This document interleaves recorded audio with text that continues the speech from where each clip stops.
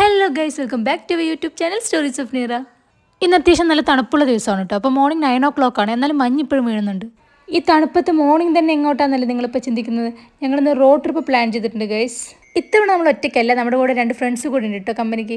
നമ്മുടെ ഇന്നത്തെ ഡെസ്റ്റിനേഷൻ സാഞ്ചിയാണ്. നമ്മൾ റൂട്ട് മാപ്പ് ഇടുന്ന ടൈമിൽ ഓൾമോസ്റ്റ് 60 കിലോമീറ്റർ കൂടുതലുണ്ടായിരുന്നു കേട്ടോ അങ്ങോട്ട്.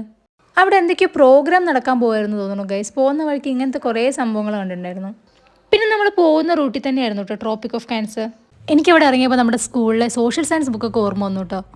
നമ്മളെല്ലാവരും പഠിച്ചിട്ടുള്ളതല്ലേ നമ്മുടെ എർത്തിനെ എൻസർക്കിൾ ചെയ്യുന്ന ഒരു ഇമേജിനറി ലൈൻ എന്ന് പറഞ്ഞിട്ട്. അത് പോകുന്ന വഴിക്ക് കാണാനും പറ്റിയിട്ട് ഞങ്ങൾക്ക്. പിന്നെ പോയ റോഡ് കുറച്ച് മോശമായിരുന്നു ഗൈസ്. നമ്മൾ ചാടി ചാടി പോകേണ്ട അവസ്ഥയായിരുന്നു.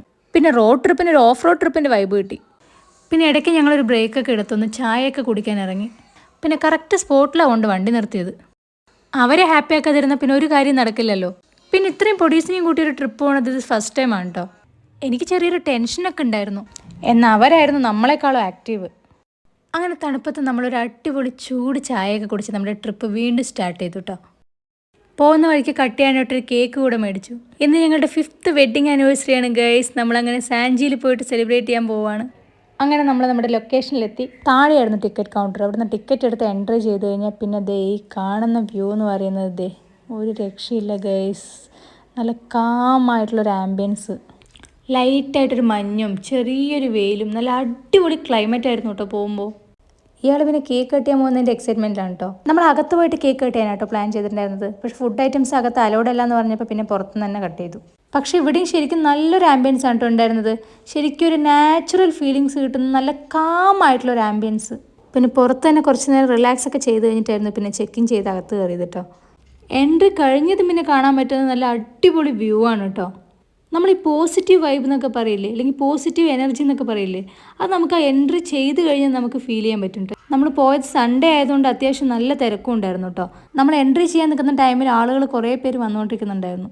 ഹോളിഡേ ആയതുകൊണ്ട് തന്നെ സ്കൂൾ സ്റ്റുഡൻസിൻ്റെ തിരക്കും പിന്നെ കുറേ ഫോറിനേഴ്സിനെ കണ്ടിട്ടുണ്ടായിരുന്നു. അങ്ങനെ ദേ മുന്നിൽ നമ്മുടെ സാഞ്ചി സ്തൂപ. അങ്ങനെ നമ്മുടെ 200 രൂപ നോട്ടിൽ കാണുന്ന സാഞ്ചി സ്തൂപ നേരിട്ട് കാണാൻ പറ്റിയപ്പോൾ വളരെയധികം ഹാപ്പി ആയിട്ടോ. ഈ സ്തൂപമാണ് കേട്ടോ ഇന്ത്യയിലെ ഫസ്റ്റും ഓൾഡസ്റ്റും ആയിട്ടുള്ള ബുദ്ധിസ്റ്റ് സൈറ്റ് എന്നറിയപ്പെടുന്നത്. എന്ന് വെച്ചാൽ നമ്മുടെ ഇന്ത്യയുടെ കൾച്ചറൽ ഹെറിറ്റേജിനെ തന്നെയാണ് നോട്ടിലൂടെ ചിത്രീകരിച്ചിരിക്കുന്നത്. ഈ സ്തൂപത്തിന് ഫുള്ളായിട്ടൊരു ബ്രൈറ്റ് യെല്ലോ കളറാണ് കേട്ടോ. നമ്മുടെ 200 rupees നോട്ട് നോക്കിയാൽ നമുക്ക് മനസ്സിലാവും, അതിനും ഇതിൻ്റെ സെയിം കളർ തന്നെയാണ് കൊടുത്തിരിക്കുന്നത്. ഇത് 3rd century BC മറ്റും നിർമ്മിച്ച സ്തൂപങ്ങളാണ് കേട്ടോ. അതുകൊണ്ട് തന്നെ ഇതിന് കുറേ ഡാമേജുകളും വന്നു തുടങ്ങിയിട്ടുണ്ട് ഇപ്പോൾ. അവിടെ ശരിക്കും വാസ്റ്റ് ആയിട്ടുള്ളൊരു ഏരിയ ആണ്. നടന്ന് കാണാനാണെങ്കിൽ ഒത്തിരി ഉണ്ട് കേട്ടോ കാണാനായിട്ട്. നമ്മൾ പോയപ്പോൾ നല്ലൊരു ക്ലൈമറ്റ് ആയിരുന്നു കേട്ടോ അവിടെ. ഒരുപാട് വെയിലായി കഴിഞ്ഞാൽ പിന്നെ നമ്മൾക്ക് അവിടെ പോയി ഒന്നും കാണാൻ പറ്റില്ല, ഫുൾ വെയിലായിരിക്കും മേലെ. ഇതിന് ടോപ്പിൽ പോയി നിന്ന് ഇങ്ങനൊരു വ്യൂ ആണ് കേട്ടോ കാണാൻ പറ്റുക.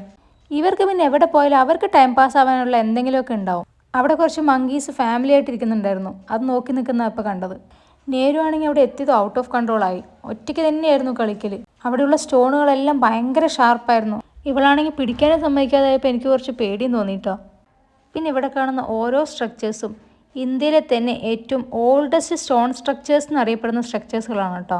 ഇവർ 3 പേരും വലിയ കുഴപ്പക്കാരില്ലാത്തതുകൊണ്ടായിരുന്നു കേട്ടോ നമുക്ക് ശരിക്കും ക്ഷമയോടെ എല്ലാവിടെയും നടന്ന് കാണാൻ പറ്റിയത്. നമ്മുടെ ട്രിപ്പ് തന്നെ ശരിക്കും ഇവരുടെ മൂഡിനെ ബേസ് ചെയ്തിട്ടായിരുന്നു. പിന്നെ എല്ലാവിടെയും നടന്ന് കണ്ടു കഴിഞ്ഞ് വരുമ്പോഴേക്കും എല്ലാവരും കുറച്ച് ടയേർഡായി. പിന്നെ നമ്മളവിടെ കുറച്ചേരം ഇരുന്ന് റെസ്റ്റ് എടുത്തിട്ടൊക്കെയാണ് പോയത് ഗൈസ്. അപ്പോഴേക്കും നൈസായിട്ട് ഒരാൾ സൈഡായി. അപ്പോഴും ഇവരുടെ എനർജിക്ക് ഒരു കുറവുണ്ടായിരുന്നില്ല കേട്ടോ. തിരിച്ചു വരുമ്പോഴേക്കും അവർക്ക് എക്സ്ട്രാ എനർജി ആയിരുന്നു. ആർക്കും കളിച്ചു മതിയായിട്ടൊന്നും ഉണ്ടായിരുന്നില്ല. പക്ഷേ എല്ലാവർക്കും നല്ല വിശപ്പായപ്പോൾ നമ്മൾ പതുക്കെ അവിടെ തിരിച്ചു. അങ്ങനെ നമ്മൾ അവിടെ നിന്ന് ടാറ്റാ ബൈ ബൈ പറഞ്ഞ് നേരെ വിട്ട് നല്ല ഹോട്ടൽ കണ്ടുപിടിക്കാൻ വേണ്ടിയിട്ടായിരുന്നു. അപ്പോൾ ഇത്രയേ ഉള്ളൂ നമ്മുടെ ഇന്നത്തെ വീഡിയോ. നമ്മുടെ വീഡിയോ ഇഷ്ടപ്പെട്ടിട്ട് നമ്മുടെ ചാനൽ സബ്സ്ക്രൈബ് ചെയ്യുക, ലൈക്ക് ചെയ്യുക, ഷെയർ ചെയ്യുക. അപ്പോൾ വീണ്ടും മറ്റൊരു നല്ല വീഡിയോ ആയിട്ട് കാണുന്നവരേക്കും ബൈ ബൈ.